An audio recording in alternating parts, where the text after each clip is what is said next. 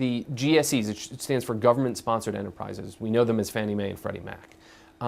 What they did was create mortgage securities, which were a way for capital in the global sense to flow into loans for homes.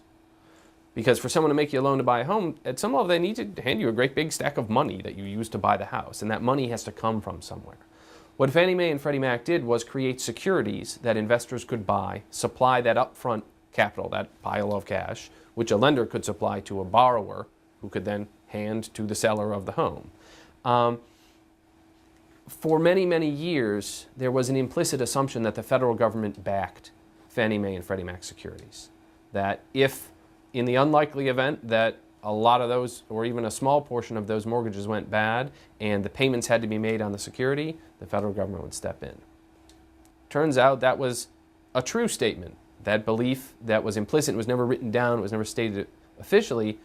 Well, when we got into a great big housing crash, yes, the federal government did step in.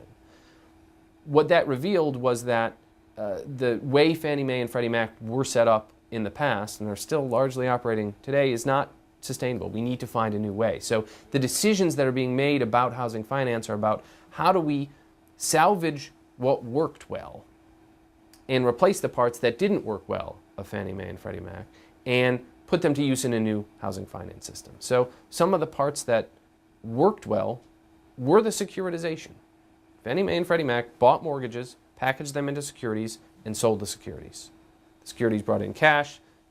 That allowed them to buy more mortgages. The cash flowed down, allowed people to get loans and buy homes. That system is very efficient. It brings in capital at a very low price. Part of the reason we were able to have, lower and lower interest rates over time is because of that securitization system. Other things were going on too, but that was part of it. One of the things that didn't work well was that implicit guarantee to say, okay, the federal government, everyone believes will step in, but we won't write it down, so it's hard to account for at a federal level or track or know exactly how expensive that guarantee is.